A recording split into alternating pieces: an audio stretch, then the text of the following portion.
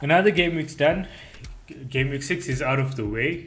And now we're starting to see our seasons maybe take shape a little bit. I know a lot of people were waiting to get to game week 7, waiting for the Chelsea fixture swing to take place before they can play their wild card and so on.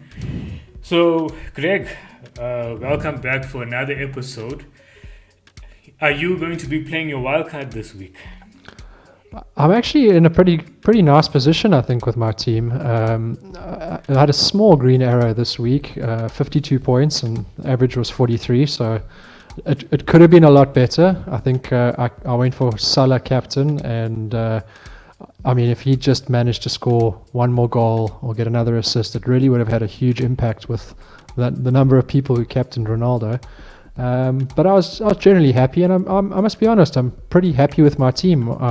I'm looking to bring in, or I have already actually made an early transfer for the first time probably since the game started this year. I've brought Alonso in for Luke Shaw.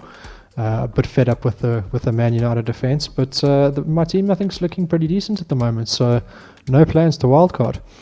Nice one. So before I get into my week, I just thought I'd let our listeners know that we're changing up the format of the show a little bit. So, usually we would do, so far we've been doing a preview show and review show. And I've been looking at the numbers. I'm not gonna lie. Everybody seems to like the preview show more, rightfully so, because everybody wants to know. Nobody's interested in the past. Everybody wants to know what to do what's happening in the future. So that's what we're gonna do. We're going to have one episode per week where we're still gonna bring the numbers. We're still gonna unpack what's been happening in the previous game weeks and so on. But our focus is going to be largely on what's going on in the what we feel is going to happen in the following week. So interesting that that was exactly my thoughts about my game week as well. I got to 54 points, so it was a decent green arrow for me. It could have been better. I had Size on my bench, first option on my bench, and I decided to play Livramento over him. And the reason being is that when you were going through when we were going through the fixtures last week and you told me about the model kind of predicting almost like a 50-50 between Southampton and Wolves, I decided to hedge my bets a little bit around them. So knowing that I already have Raul Jimenez in my forward line, I decided to put in Livramento in my starting lineup. So that I think what would have drove me up the wall is if I doubled up on Wolves players and Southampton went and won like 1-0, I think I would have been absolutely fuming, So I decided to keep Size on the bench and play Livramento, and I suppose it had the intended result. It was a conservative move with conservative results, if you want to call it that, over there. And so I mean, those 5 additional points would have actually seen me rise up by like another 100,000 places or so. But it is what it is, and I'm not going to be worried too much about that. But I think I'm more or less content with my week. Just, I think, frustrated with Reece James at the moment. Yeah, it is frustrating when a player comes back, gets injured, and then also you hear from the manager that he wouldn't even have played if Thiago Silva was fully fit, which definitely begs the question: Reece James suddenly gone from absolute hero to a bit of a nightmare, and I think it looks like his minutes may be limited from here onwards. Yeah, that's going to be an interesting one, because especially when you bring in someone on a wild card, we brought him for the reason that he has such a good run of fixtures coming in. It's almost like now you have a transfer booked effectively, and what makes it worse is that I have no money in the bank, which means that I'll have to kind of wait until I move Ronaldo out of my team before I can do any other defensive transfers. And do you have any transfers in the now that you've made your early transfer? Do you have any other transfers in the free transfers available, or are you rolling one into the international break? No, so I've used up all my free transfers. This is the first transfer that I've actually been able to make. I think last week was the first transfer that I was able to make by choice. everything this season has been as a result of an injury or some terrible situation that I've had to get myself out of. So I brought in Gray last week for Trinkar. Good move. And yeah, luckily it paid off. And yeah, at the moment, I've used my transfer early because Alonso was going up in price, and it's not like a massive thing, but with Shaw was coming out of my team either way. He was a bit of an injury doubt as well, and I just felt like let me pull the trigger now. It's a move that I'm going to make anyway. And the nice thing is I've got my wild card in my back pocket, so if anything serious happens during the week, I've still got that wild card to fall back on if I really need to get myself out of a jam. But I'm hoping that I can just keep my team as is, roll it into next week. And honestly, I have no plans of playing my wild card anytime soon. I've got pretty much a transfer each week mapped out. Plans to bring Grealish in game week 8, and then possibly guys like I think Zaha and Tony from Brentford are definitely on my radar, and start looking to make very small changes. I think the base of my team is starting to come together, and I think there are a lot of long-term picks that aren't going anywhere. Lukaku, Antonio, Salah, Rafinha, Trent, Alonso, Sanchez. All of those players for me are complete holds for at least the next 6 weeks. So I'm just going to start playing around with the few other positions that I've got and see what I want to do based on performances. Yeah, that sounds interesting, and it's always nice to be in a situation where you feel like you can just keep your wild card. Every time I look at it, like I've 2 weeks in a row now since I've played my wild card. I've compared my team, and my wild card hasn't fully paid off yet. But I think deep down I knew that I was kind of fixing my team structure and essentially preparing from game week 7 onwards. So I never expected it to pay off immediately. So at the moment I'm kind of breaking even, between my pre-wildcard team and my current team. But yeah, I also got forced into a late transfer last week after Bamford was confirmed as injured for the game. So easy one. I brought in Antonio, which was how can I put it? Not the worst transfer that you make, and look, I was so happy to have Antonio back. I'm not even going to lie. It was, sometimes when in FPL, when the decision gets taken out of your hands and you get to and you're forced into doing it and you're happy to do so, that's one of the best transfers you can make, Yeah, exactly. And his stats are just phenomenal. I think Antonio is one of those players that is just a must-have and hold this season. While he's fit, you just want him in your team. So I did see that on Twitter quite a lot. The transfer from Antonio to Bamford and Bamford back to Antonio was, I think, one of the most common in FPL Twitter this week. Yeah, I think, and for me, it worked out kind of perfectly because, yes, I got in Bamford in my wildcard when Antonio wasn't available. And then I had the exact money to get Antonio right back in. And it's almost like he never left. He's been in my team for every single game that he's featured so far. So yeah, I mean, I'm so happy with that one. And so I made that transfer because I had the one free transfer, and I was kind of hoping to roll that into this current week, which meant that if I had 2 free transfers this week, I would have probably just used the one only, and then and move Ronaldo to Lukaku. And that would have been set me up quite nice for the international break, because then I would have had the 2 free transfers in my pocket plus some money in the bank during the international break. And that would have been nice because then I'm safeguarded against price rises and so on, right? But I think under the circumstances, okay, fine, I had to use my transfer. But because of that over there, I think that as far as possible, I'm going to hold off on making any transfers this week. Just wait until I'll stick with Ronaldo for this week. I suppose he's against Everton, so it's not too bad. And then then I want my 2 free transfers during the international break. Yeah, I mean, keeping Ronaldo, I think, is a fine option.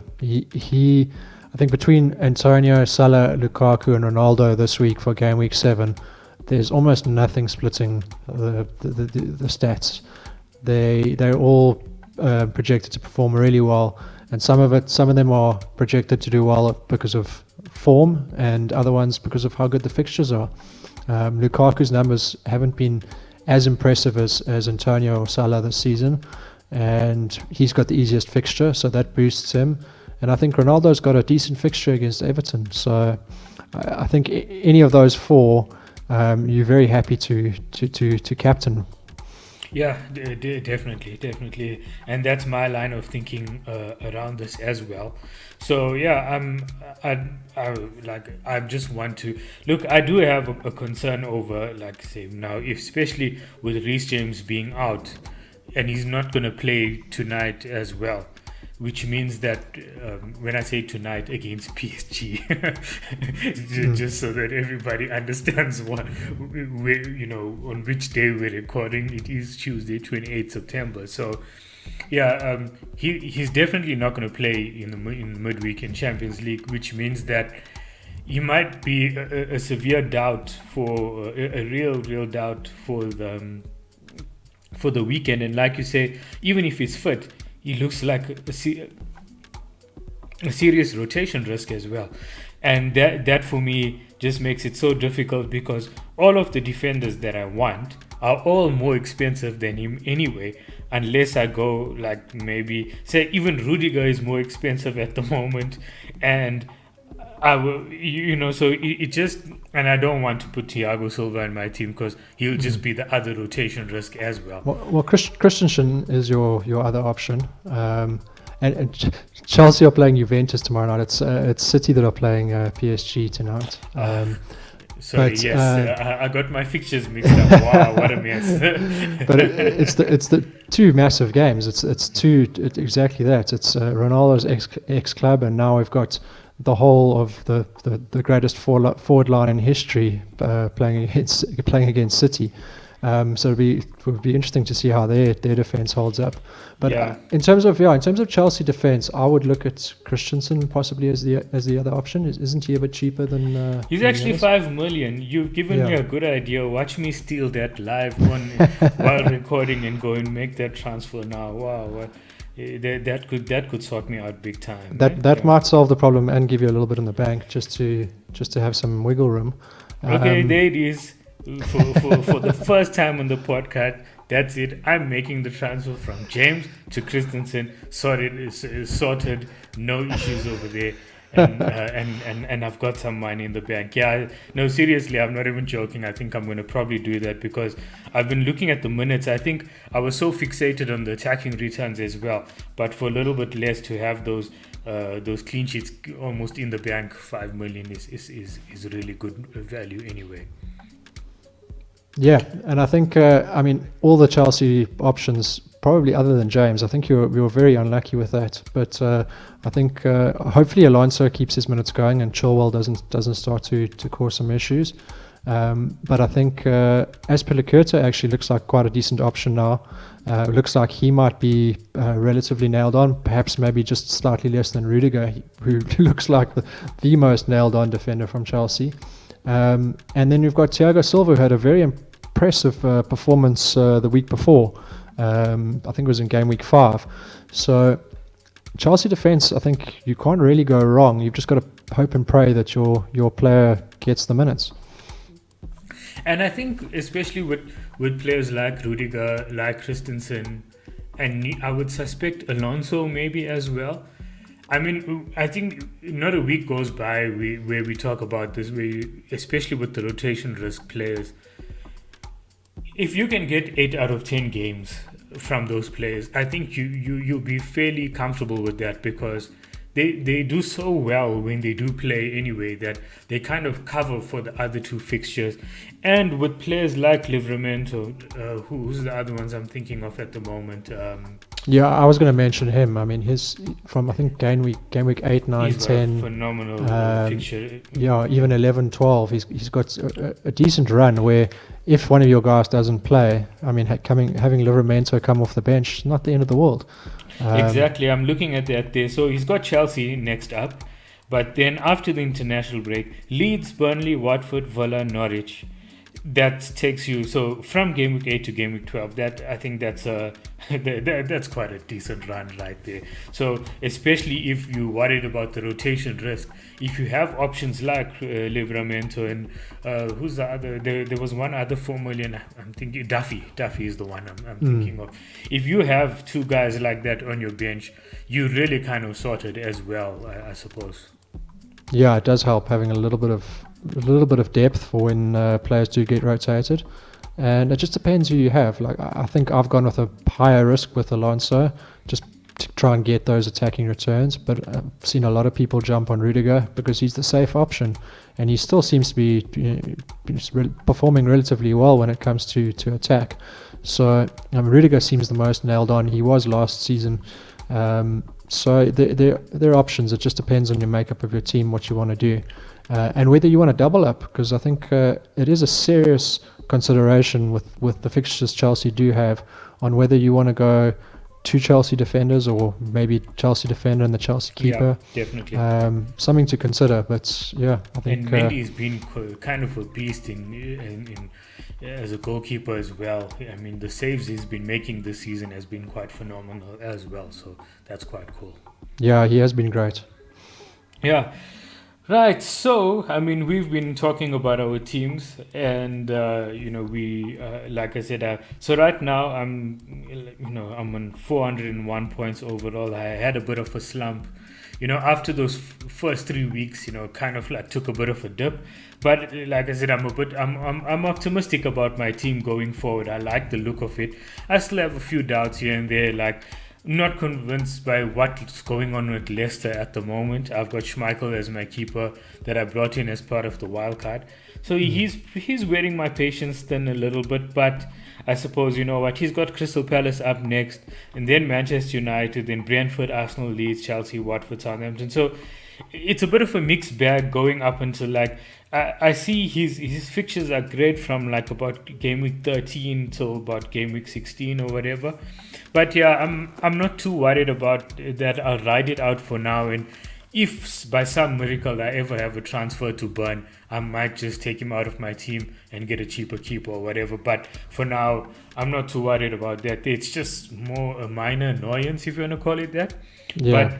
But I think the three other players in my team that I'm looking at and I'm thinking, I don't know what, like the jury's out, I suppose, is Raul Jimenez and Romain Saez. I'm not overly convinced by Wolves still, but patience, I suppose, right? And then the other one is Grealish, who you mentioned just now. I mean, but looking at those fixtures, game week 8 Burnley, game week 9 Brighton, game week 10 Crystal Palace. So that's maybe something for us to look forward to over there. Yeah, I mean, I would hold on to Grealish. I think he's the most nailed on City assets. I think he's been very unlucky not to score more points. City are ranked even number one. Against Chelsea as well, he had one or two chances to score as well. So yeah, he had a few good opportunities, and City are ranked first for attack going forward. I would definitely be keeping him. I'm looking to bring him into my team in game week 8. And then in terms of defense, Wolves are ranked third for defense for the next 6 weeks. So I think just a little bit of patience there. Yeah, no, definitely. Jimenez, sure. I had him since I think game week 2 because of the Watkins injury, and I've got 0 returns until last week. So patience does eventually pay off. He's got Newcastle this week. I'm hoping that he's sort of found some form and he can start getting back to the old role that we knew. But that's the thing. Sometimes it is this balance between patience and pulling the trigger. But I think Jimenez is a good hold. I think Grealish is a good hold. So I don't think you have too many issues there. No, definitely. And looking at the fixtures as well, Newcastle, Villa, Leeds, Everton, Crystal Palace. No, so there's some fixtures with potential for Wolves as well, which I suppose gives me enough hope to actually just hold on for them for a little bit longer. Yeah, and the other ones to speak about is Arsenal's run also looks very good defensively. I think they're ranked fourth at the moment on my model, and they've got Brighton, Crystal Palace, Aston Villa, Leicester, Watford. So they've got a decent run of defensive fixtures. And Ramsdale, if he keeps his spot, there's a cheap way. I know we spoke about it in a previous pod, but there's a very cheap way into a clean sheet goalkeeper. And you won't believe it. Like, I resisted the urge to mention Ramsdale because we spoke about him last week, I think. But when I was talking about Schmeichel just now, Ramsdale was the exact, like Ramsdale, Raya, those players is the type of players that I'm looking. You could call it my short list if I ever made a keeper transfer, which I don't know, But apart from that over there, I think, like you say, the fact that he's played 3 games in a row now, Ramsdale this is, and, look, we don't know what to make of Arsenal yet. I think it's too soon, but I wouldn't mind, based on what I've seen on the predictions that you showed me on the model as well. I feel like if that's one transfer I could do, or if I was wildcarding right now, then I would maybe consider just getting Ramsdale in.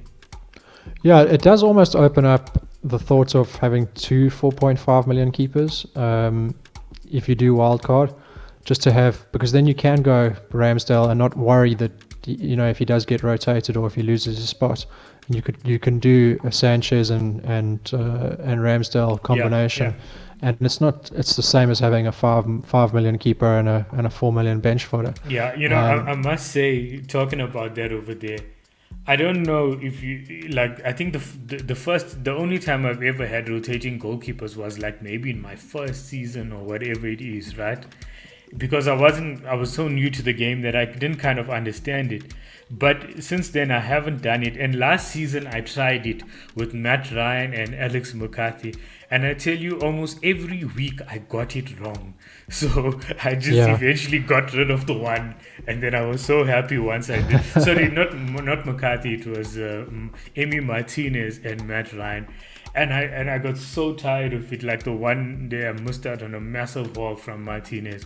And that's when I decided, no, stuff this. I'm done with it. And I never bothered trying to go back there again. Yeah, I wouldn't even bother trying to pick a rotation for goalkeepers, like you say. I think if you went that route, you as crazy as it sounds, you'd have Sanchez as your backup goalkeeper, and just play Ramsdale. And the minute he loses his spot, then at least you've got cover and you're not wasting a transfer. Yeah. But it's not necessary. It's just a nice to have. And I think there's a lot of opportunity. Yeah, there's a lot of opportunity this season, I think, to do things like that and have a bit of a stronger bench because of how well these very cheap midfielders are doing. Gray, Rafinha, Saar, I'm trying to think of others, Zaha. There are a lot of options. There's Alan Saint-Maximin as a forward option as well. Yeah, we've got Saint-Maximin, we've got Tony, you've got Gallagher from Crystal Palace.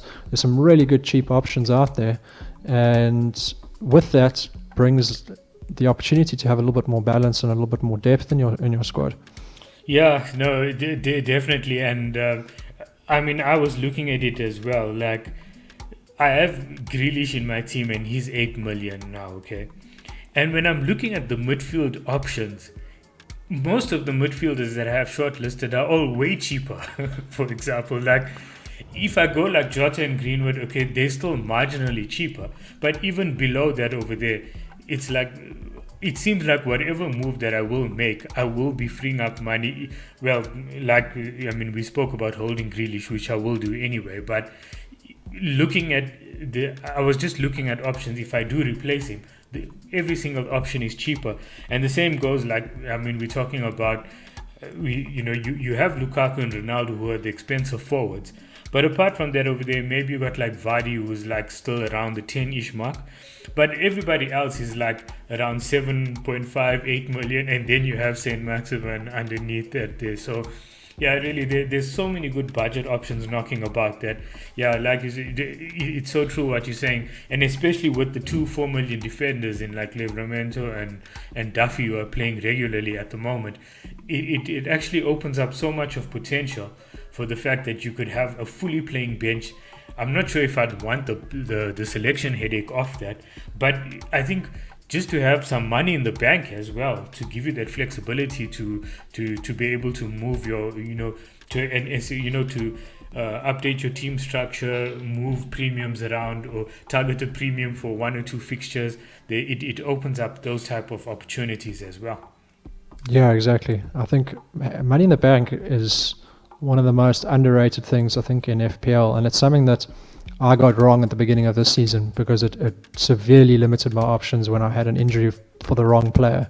And I wish I could go back and we did speak about it briefly about having that 0.5 million in the bank. Yeah, I remember we did. Yeah, I wish I could turn back the clock and have done that. And it's interesting, since I've built my player prediction model, I haven't really had that headache of trying to spend all my money. I'm just choosing the players that are sort of popping up on the list of top 25 players, and Getting using that, ones, trying to make the best decision I can for the next 6 to 10 weeks, and doing it that way is actually, I mean, I think I've had between 1 and 2 million in the bank for the last few weeks now, which really does make your life and your planning for going forward a lot easier.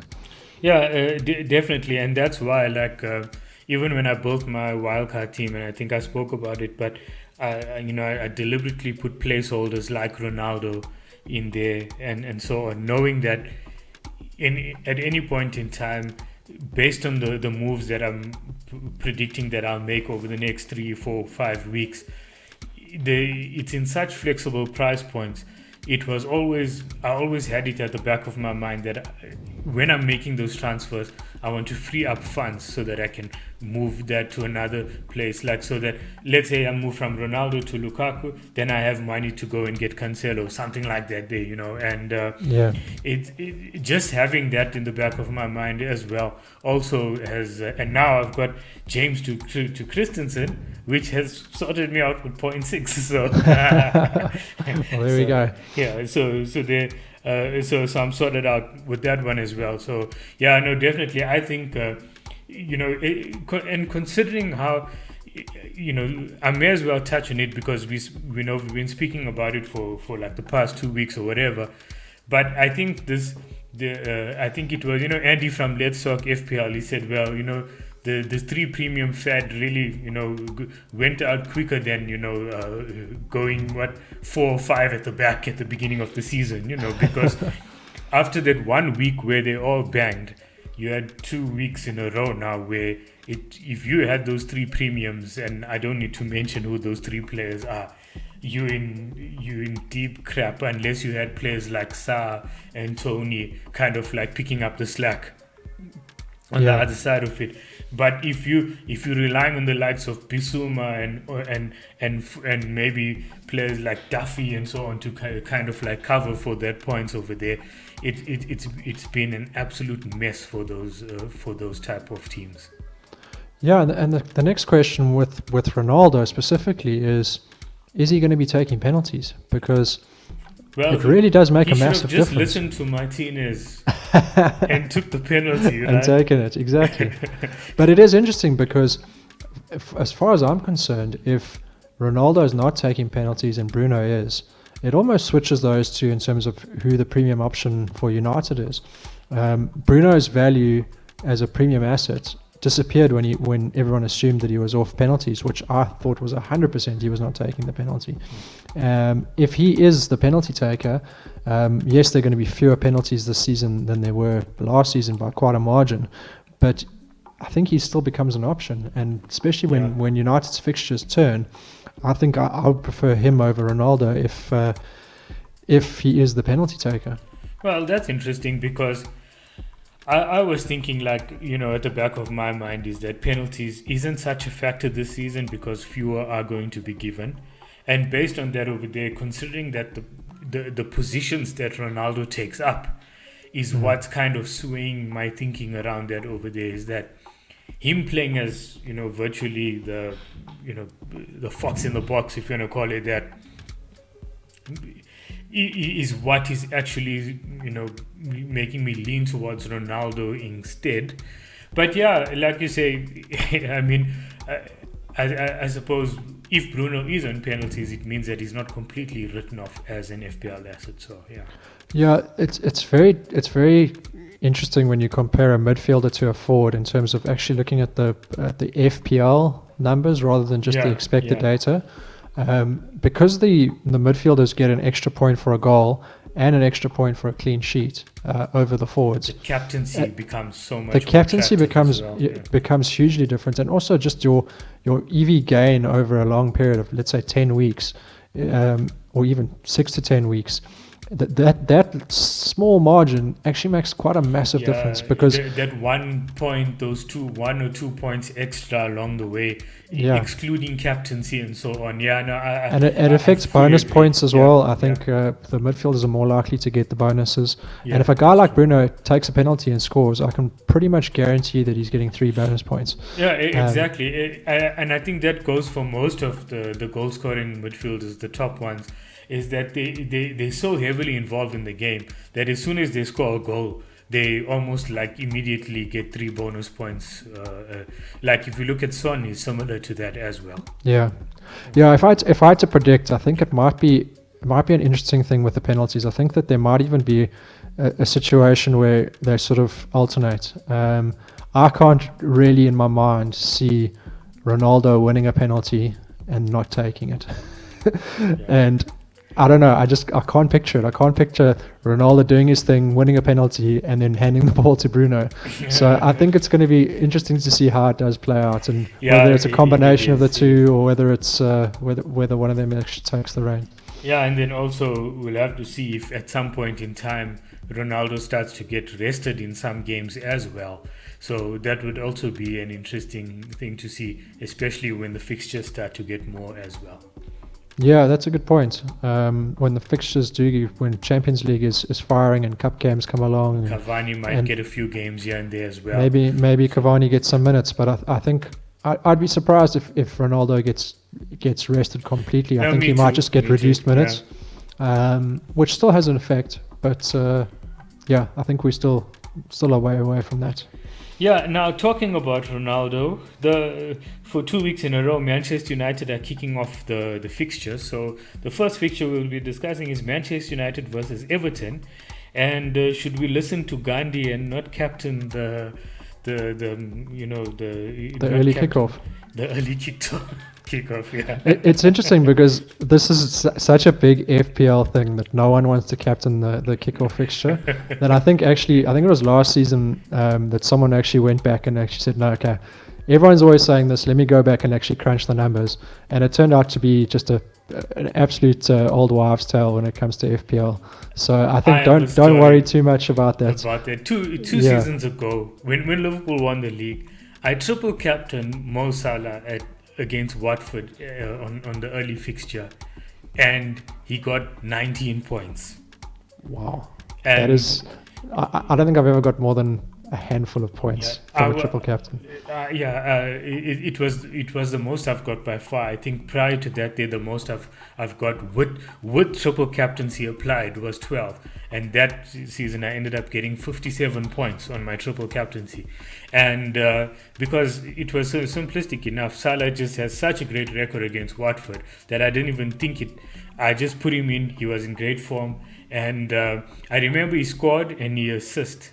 He scored 1 goal and I think he assisted another, and then right at the ending of the game he got a simple tap in, and it was such a soft goal that Watford conceded, and I was absolutely over the moon because when you triple captain, that's 15 points right there with 1 goal.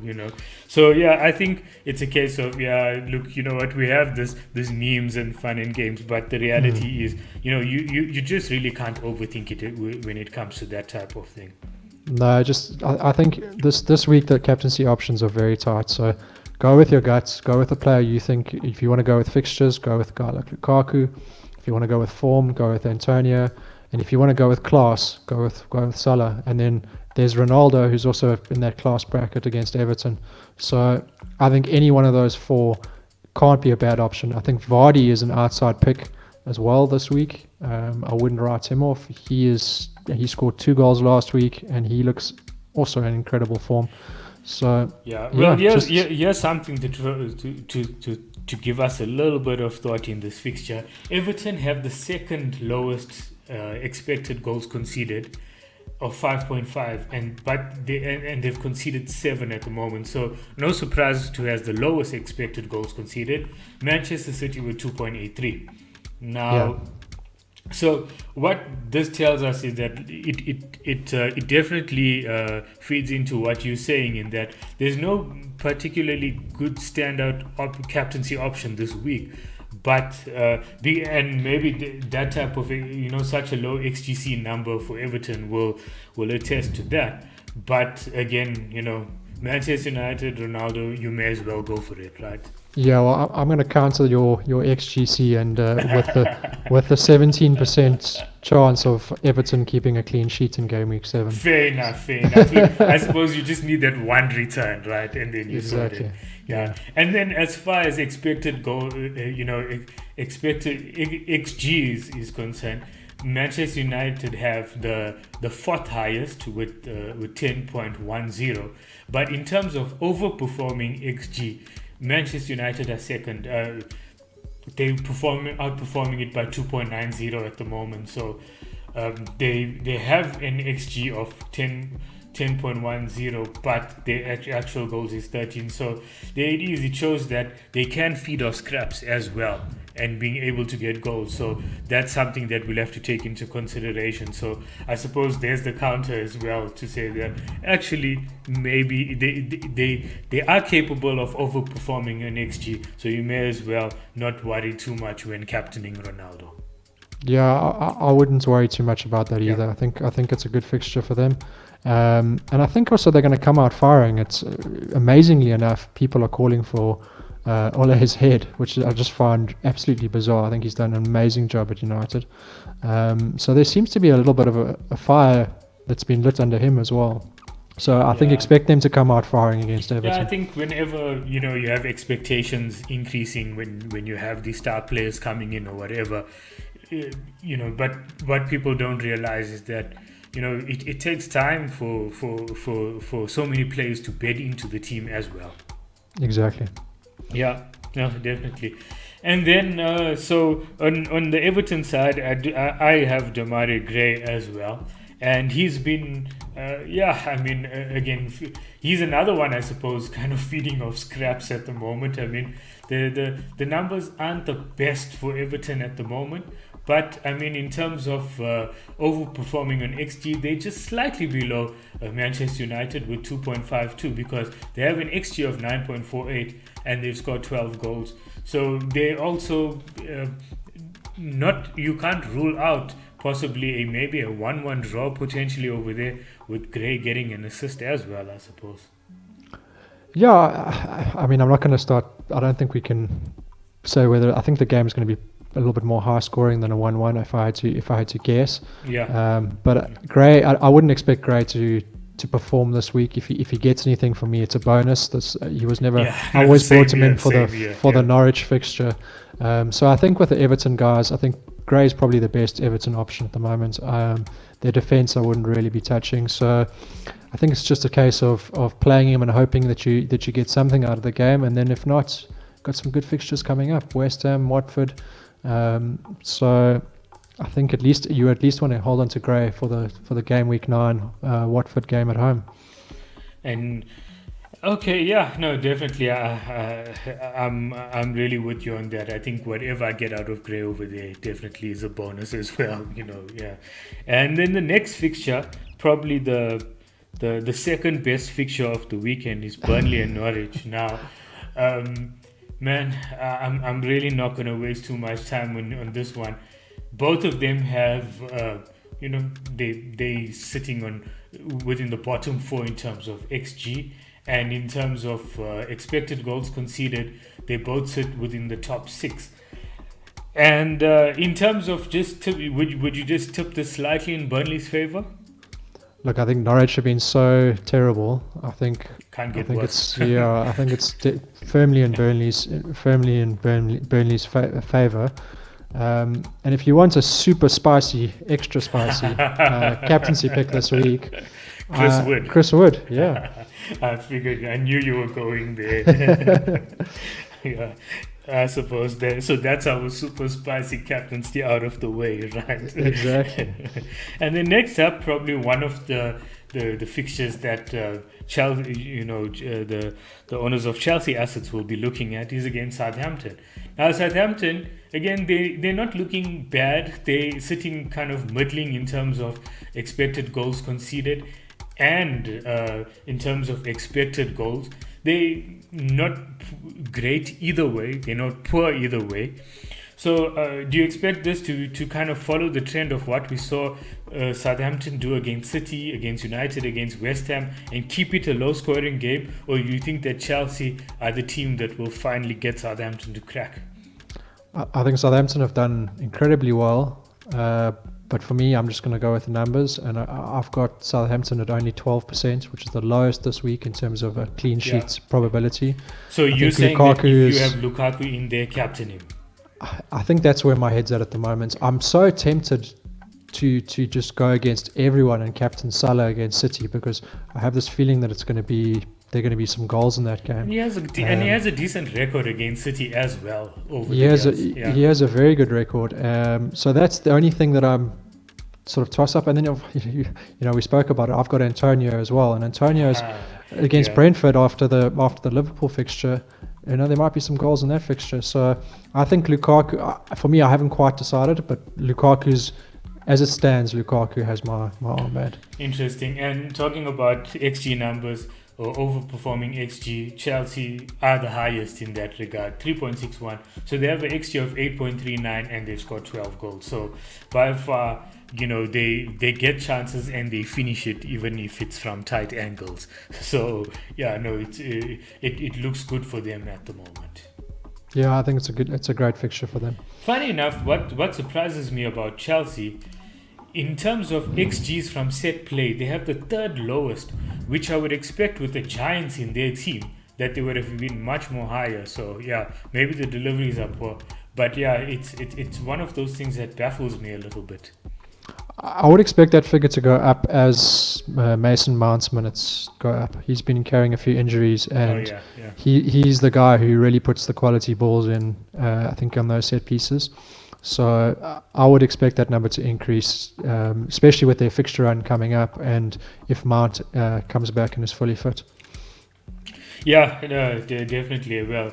If they ask here to take the set pieces, I think he'll just be, crossing on site without even thinking, basically Traore, but in Chelsea version.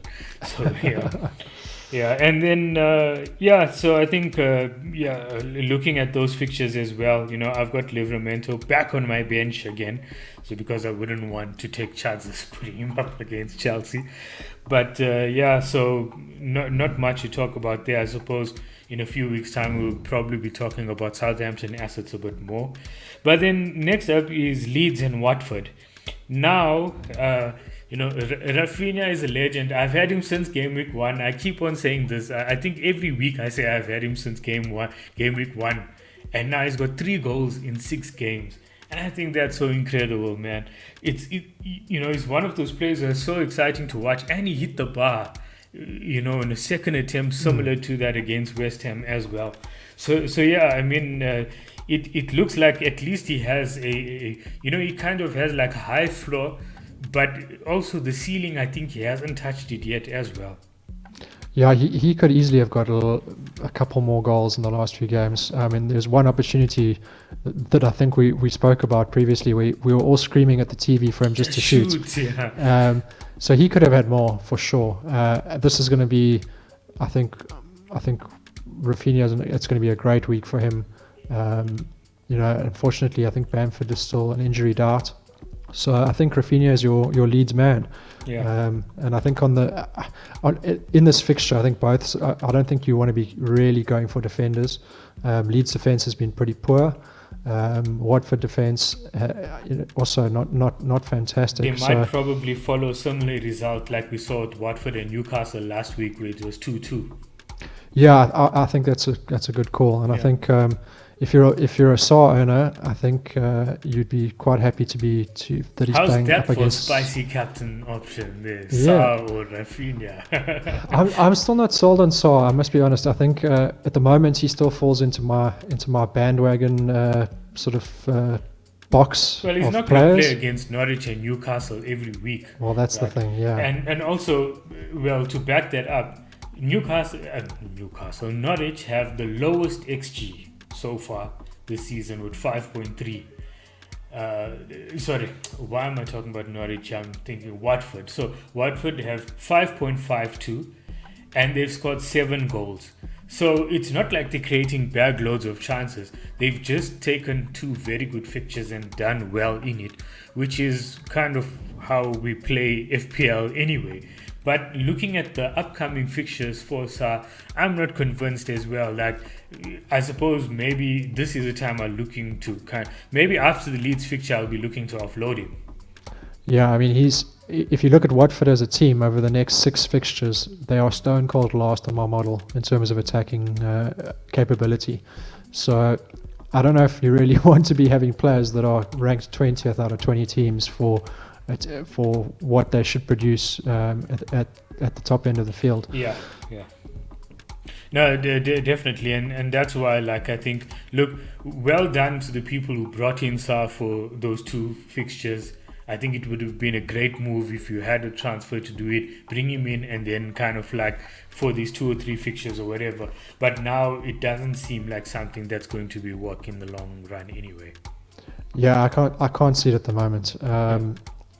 We can obviously monitor it as the next few weeks play out. They've got Liverpool at home in Gameweek 8.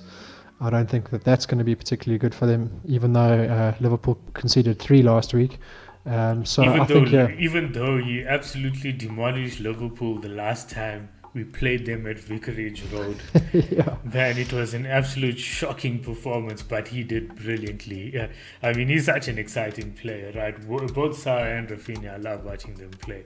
But yeah, look, I agree with you there. I just I don't see him as a viable option at the moment. I think if you had him, the bandwagon's finished now. I think it's done. Yeah, I think you want to basically hold him for this Leeds game, and then I would offload him next week. Yeah. And then the next one, Wolves and Newcastle. My goodness, Wolves, man. I still, like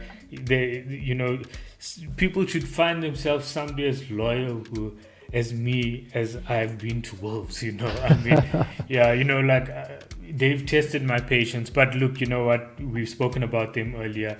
Patience is key over here because they still have some brilliant XG numbers there. But they are definitely, when it comes to underperforming XG, they're underperforming XG by far. They're more than double underperforming compared to Norwich, who's second. Norwich are underperforming by 3.3. Wolves are underperforming by 7.06. So they have an XG of 10, which is 10.06, which is actually the 5th highest in the league. But they have only 3 goals to show for it, which is absolutely shocking. It's only Norwich has scored less than them so far this season. But yeah, looking at it, you think that, okay, if this could potentially be a goal fest as well. Yeah, I don't think I'm not on the goal fest side with this game. I think maybe a 1-1. Yeah, I think Wolves are actually quite high in terms of clean sheet probability. They're at 40%. That's true. They've actually been looking good defensively in fairness as well. Yeah. So I mean, they're looking good defensively. They're struggling to score goals. So I think we'll see probably a lower scoring fixture here. I'm hoping that my faith in Jimenez is sort of pays off. But yeah, I think it's a good fixture for Wolves. Newcastle have been pretty hard, so hopefully we get some goals from them.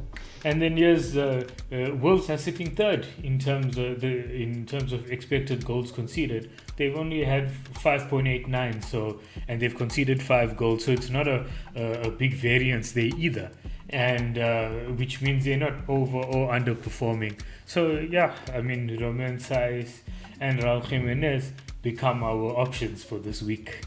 Yeah, and I think Semedo's looked pretty good for Wolves. I think That's true. if he was a better finisher, I think he could easily have had 3 goals this season already. This season, yeah, But he that's just, true. Yeah. and it's a bit frustrating. It's the Wolves' frustration with Traore, with The lack of Semedo, finishing. just the lack of finishing. But Raul Jimenez, what a goal, man! What a run! Yeah, He sat a few brilliant goal. players down on the floor as well. That was quite amazing. And then the player we're talking about, Saint-Maximin from Newcastle. He just seems to, again, I suppose, like, we have all these eccentric players like Rafinha, Saint-Maximin, they're such exciting players to watch. But he seems to keep on coming in with these returns here or there.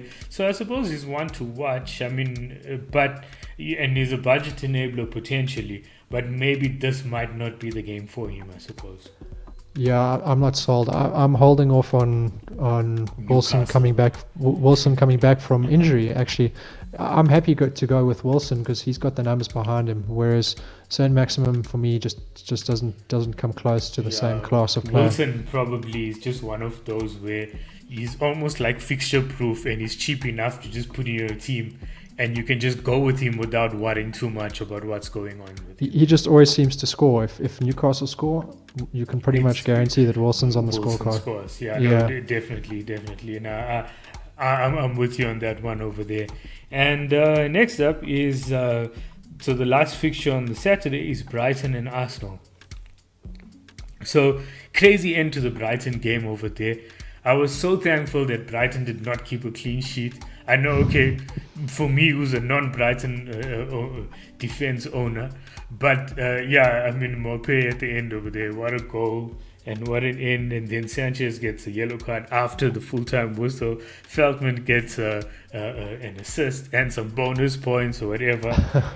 And then Arsenal have been on a run. They've completely wiped the floor with Spurs the other day. What you make of this fixture over here? Could this be the one where do you see a lot of goals in it, or maybe a low scoring draw potentially over here? I think it could be quite low scoring. Arsenal and Brighton are around 30% to keep a clean sheet.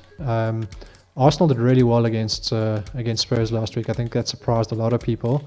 And Spurs were just crap. Spurs have just been terrible the last few weeks. They started the season so brightly and then just have looked terrible. So it's amazing how quickly it changes. Suddenly, everyone was hating on Arsenal at the beginning, the first 3-4 weeks, and now it's just completely flipped to Spurs being the terrible London team. So I think a low scoring fixture though with Brighton and Arsenal. Well, here's some news that I'm just having a look at now that's just come in. But for a few minutes ago, James Pearce has just tweeted that Trent's probably not going to play this weekend. Wow, that's some big news. I think that's going to, he's got looks like a groin issue. Yeah, so that's an interesting one. I suppose. Wow, I mean, you wouldn't want Trent to miss any fixtures, but if you are going to miss any fixtures, maybe from an FPL perspective, it kind of makes it easier not to have Trent in your team, I suppose. It could be time to offload. Honestly, I think with the just how good Chelsea defenders are, that there's a potential double up and Trent out for a bit. Yeah, I suppose there's an option, or there's the likes of Cancelo as well, if you're looking to get in a City defender. True, very true. Yeah. They've got some tough. They've got Liverpool this week, which is tough. But then after that, it's pretty plain sailing. I think they've got Burnley, Brighton, and Crystal Palace in the next 3 afterwards, which all smell like clean sheets to me. Yeah, definitely. And so any players specifically that you'll be looking at targeting from Brighton and Arsenal games? Not yet. I haven't. There's nothing really exciting me about either team, and their fixture run. I mean, Arsenal's defensive run definitely is on my radar, but there's no player. It's interesting because they ranked 4th in terms of defensive capability for the next 6 weeks, but there's not a single Arsenal player that's popped up on on my list in terms of actual player projections. So maybe as a unit they'll do well, but individually they're just not good FPL assets at the moment. Yeah, there doesn't seem to be that attacking threat from any of the defenders at the moment. I think just for now, I'm just going to just sort of wait and see. That I'm not rushing to bring any Arsenal or Brighton players in. Yeah. And then on the Sunday fixtures, we've got Palace and Leicester. Now, Palace have actually, I suppose, surprised a few of us. They've started fairly brightly. And Conor Gallagher, he's getting returns. He's got another assist to his name as well for Zaha's effort, I suppose. Well, assist in terms of, penalty, right? So now, I suppose, you did mention him as one of the options in terms of the model, but coming up against now Leicester. Now, Leicester is a bit of, what can I say? They're so underwhelming this season, but Vardy keeps on scoring. Vardy has never stopped scoring since he came to the Premier League. And I think, for me, if we're talking about Gallagher and Crystal Palace, I think I personally would rather pay the extra 1.4 million or whatever it is or less for Zaha. I think he's a guy that is just, he's on penalties first of all. He's just a proven track record when it comes to Premier League. And if you are looking to go for a Palace player, I'd rather pay the extra money and go for Wolford. I suppose with him, Zaha. you have to also time it because he also seems to be a bit of a purple patch player as well. Big time. And if you can time that patch right and with the right fixtures, I think you can definitely get some big differential points with a guy like Zaha. So many times. I think I'm the yin to your yang, because Zaha as an FPL pick has been probably one of my favorites. I always seem to catch him in the right time. Sterling has been my lucky charm. For some reason, even last season, when he wasn't that attractive in FPL asset, I managed to always get him in for the right fixtures. He'll return for me. I'll get him out, and then he won't do anything for a while. So there's the balance. So I just found it because I've never had. I don't think Sterling's ever scored a single FPL point for me. And then what's your take on this Palace and Leicester fixture, though? I think Leicester are big favourites. I think I would expect Vardy to be on the score sheet. Well, I hope they just keep a clean sheet. I haven't had one single clean sheet in my FPL team so far this season. Not one. Sure. Yeah, I think Leicester have been disappointing defensively. They've gone from being one of the top ranked defensive sides all the way down to 12th now, and I think it's just a reflection of how poor their defense has been. Yeah. So it's been. I think you've been unlucky with that Schmeichel pick as well. I think they've just deteriorated, and hopefully now they can turn it around and start showing some defensive strength. Yeah, no, definitely. Because I feel like that's one of those where I essentially took out Bachmann and Foster out of my team and put in Schmeichel and Ward. And then Foster goes and plays 2 games in a row and gets 3 points each, which is quite frustrating. That's quite annoying, Yeah. And then, but anyway, let's see how that one goes. And then the next one is Spurs and Villa. So we've been, look, Villa were quite good against, I think that's an understatement. They played really well on the weekend. Yeah, Villa were very good, and to walk away with 3 points against United anywhere is quite an achievement. So really did well. I think that their defense is actually their defenders have come away with some massive points in the last couple game weeks. Yeah. And I think and they're playing a 3-5-2 almost with wing backs with Matt Target and Matty Cash as well. Yeah. As the wing backs, and I think that for me is one way if we get a good set of fixtures at some point in time, especially with Matty Cash, he takes quite a few shots and so on. I'd really be interested in looking at him as a serious asset in the team. Yeah, for sure options, and I think Spurs have looked so terrible. You can never count Son out. I think he just always seems to score, and he's got the most insane outperformance of XG out of any player. I had him for the first 3 games, and it was amazing. He got me 2 double-digit hauls, and I captained him for one of those. and then I take him out of my team, and Spurs are so crap, yet he still outscored the players that I replaced him with in my wildcard, who have so much better fixtures and better numbers. So yeah, it's like you start to wonder, should I have just kept him in? Look, you always have hindsight in FPL, but it just shows that with certain players with the quality over there, you can never just write them off. It's like Vardy, for example. Yeah, Sana's quality is just unheard of. Last season he performed in FPL terms at a delta of 180%, and this season he's at 190%. So it doesn't, XG numbers don't really mean anything to him. He's just a phenomenal finisher, and he just doesn't seem to miss. So he's a player, I think, regardless of how bad Spurs are playing, he's a guy that's always going to be on my radar.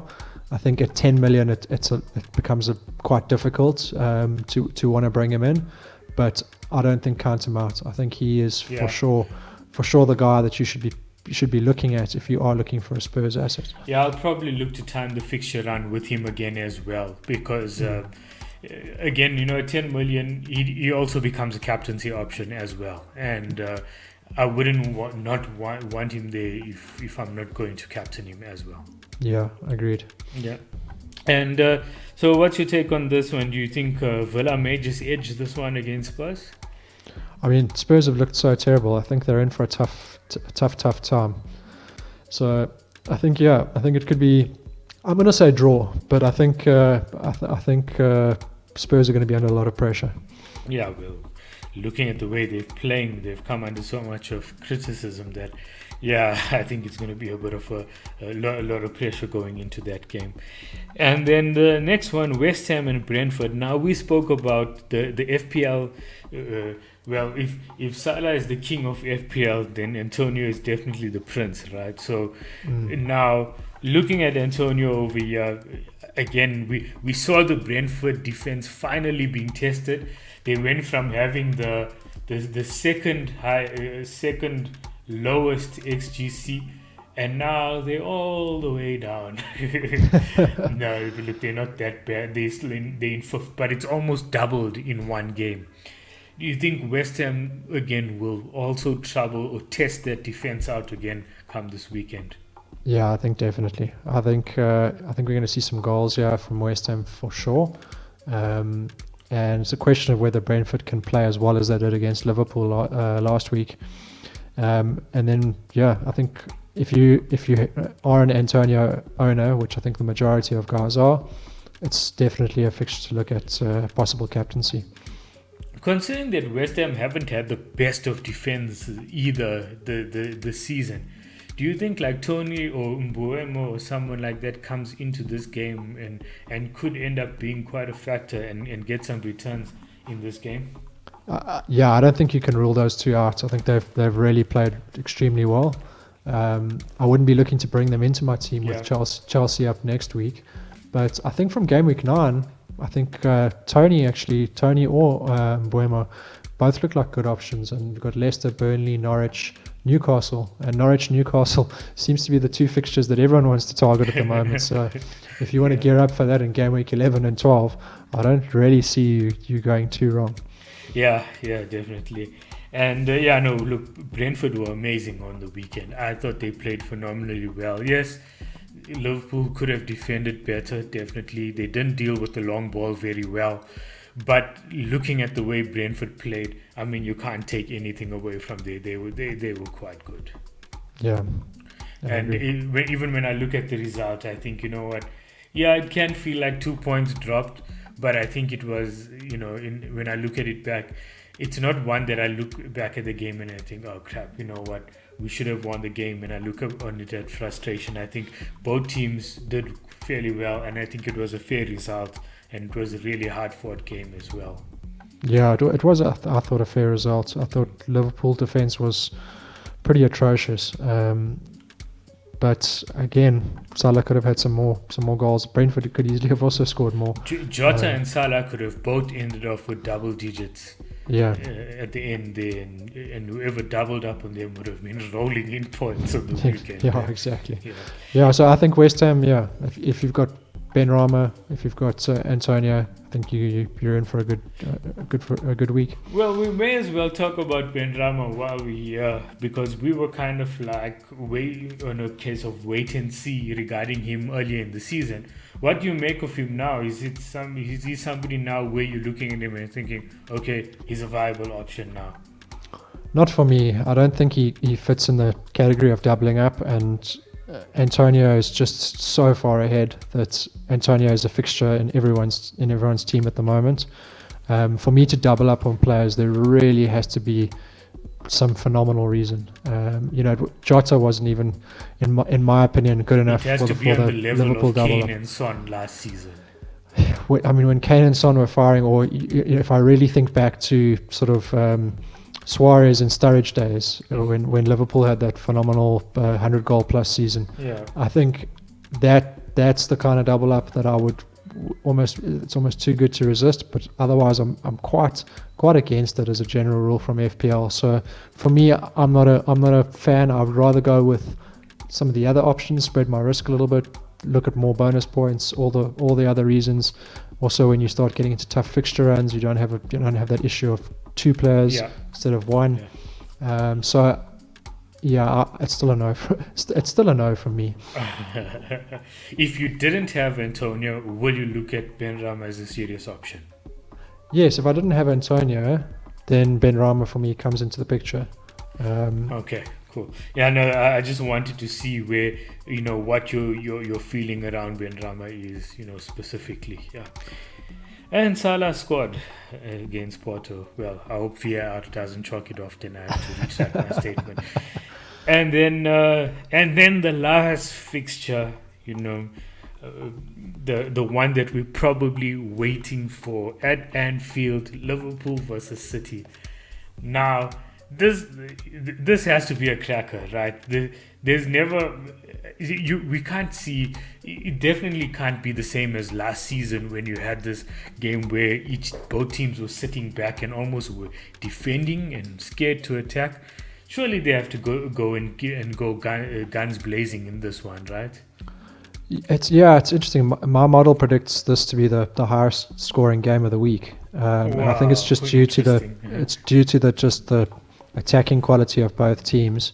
I mean, the Liverpool guys can score against anyone, and then you've got pretty poor Liverpool defense at the moment versus an incredible City attack.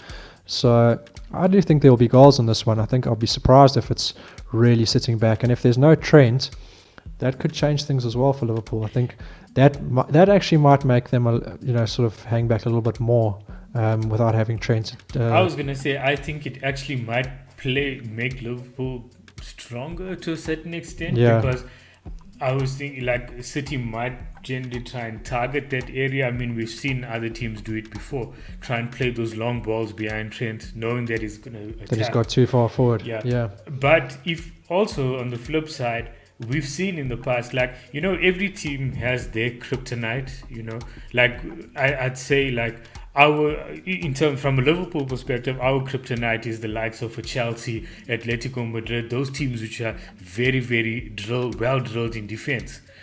And whereas like City's kryptonite is Liverpool, where as soon as the game starts getting frantic and high paced, it's almost like it plays into Liverpool's hands. So they'll want to try and slow the game down. And I think if there's any team that can test out that City defense, it's probably the Liverpool attack. Yeah, the Liverpool attack is just phenomenal. And the City attack is equally as good. I think they're just, they're missing that centre forward. And I think Liverpool are sort of in a similar boat. I think Jota's been a little bit just disappointing in Firmino's absence. But it should be a firecracker game, and it's these games that are going to decide the league this season, in my opinion. So, I mean, it was a Pep masterclass against Chelsea last week. The way they pressed Chelsea was incredible. So it'll be interesting to see how they come out, whether they do a similar thing where they really put maximum pressure on the Liverpool defense, or whether they choose a more sort of measured approach. But I'm really looking forward to this game. It should be. It's funny that you mentioned that, because I think the way Chelsea play as well, slightly slower game. maybe actually suits City a little bit more as an opposition, because it's like, they're not worried about a team like, the Chelsea team are not just going to swarm you and relentlessly press you like what Liverpool do, for example, right? Yeah. And I think maybe that kind of helps City a little bit. I mean, if you look at and because City decided to go ahead and press anyway, I think that Chelsea played into their hands a little bit. And like I said, it's not a case of teams being better than each other or whatever. It's just that naturally you're going to have some teams suited to play each other more than others. And I think, and like I say, look, you know what? That's not to say that Liverpool are favourites going into this game, not by any means. But I'd say that I think it's going to be a great test for both teams. I think we're going to see the City defense finally being tested, and then I think also we're going to have to make sure that we finish a little bit better, especially guys like Mane and so on, making sure that they put their chances away. Yeah, and I think really don't rule out Salah as a captaincy option. Yeah. He is just the man's stats are just absolutely phenomenal, and they might not be as high, the sort of blue skies in terms of how many goals he can score in a fixture like this, but a goal and 3 bonus points, or a goal and assist and a few bonus points. I mean, that's what you're looking for when it comes to captaincy options. I captained him last year. I think it was the game finished 1-1, but he scored the 1 goal and he came away with bonus points. And then, I didn't have much of captaincy options that week, so I just, when in doubt, captain Salah, and then he came away with the returns anyway. So yeah, I mean, is what it is. So exactly. Yeah, no, look, it's going to be a really cracking game. I can't wait for that personally, and it'll be nice to see how Liverpool set up. My only concern is, our creative outlet, from that right-hand side. How will that affect the balance of the team overall? But also the stats show that Trent actually assists Mane more than he assists Salah as well. So maybe that's something that we can kind of cling on to in this type of fixture. But that's really going quite far into it now. Yeah, it should be a cracker. I'm like you said, I'm really looking forward to it. Well, after that, we're going to have the international break. And then let's see what happens. I think we'll see a lot of wildcards getting activated during that time. Like you said, Greg, you're banking your wildcard now, which is awesome. I'm going to be making a forced change from James to Christensen. And now I'll have to decide, what am I going to do with Trent? Do I pull the trigger on another transfer? Do I possibly just wait one more week and play Livramento in there? I don't know. I'll have to decide. I've got a few days and I can decide what to do with that at the moment. But yeah, like bringing in Cancelo before Liverpool game feels a bit disingenuous. But man, I think at the same time, if you're just going to play him through one fixture and then knowing to avoid like any possible price rises or whatever, then it may be worth it, but I'll have to decide around that. Yeah, I think it's a good. I think just let's wait for some more confirmed news, some press conferences, and then make our calls late. But I wouldn't. I think Cancelo is a very good replacement for Trent. If you are looking to replace him, if you're not willing to take the gamble that he gets back to full fitness after the international break, or one of the Chelsea guys, I mean, you're going to have money to spend. That's the one advantage. Yeah, definitely. And looking at it as well in terms of possible price drops, Alexander-Arnold is 7.6 at the moment, and so that means it's like, and since I have him from Gameweek 1, it's not like I've got time before I can determine, where his price drops specifically. It's more so about the prices increasing of the possible replacements that I'm looking at. But yeah, I think if I can, I'd like to take it into the international break and hope that it's just one game that he's missing. Yeah, let's wait for more news. But if that's the case, I think I'll probably hold on to him. Yeah. Okay, dude. That was a brilliant chat, and we'll catch up probably during the international break. And man, good luck for this upcoming game week, and hopefully we have another cracking week of football. Yeah, same to you, Clyde. All the best for the weekend. enjoy it, and hopefully all the guys fire and we get some big green arrows. Yeah, talking about that, finally we've had an average score of under 50 this whole season. 44 points. That's absolutely nuts. So 43 points. Yeah, that's quite. It really it feels like a normal game week again, where you can get just go touching 60 points and get a green arrow, which is quite cool. Yeah. Anyway, cheers, dude. We'll catch up again during the international break. Cheers, Clyde.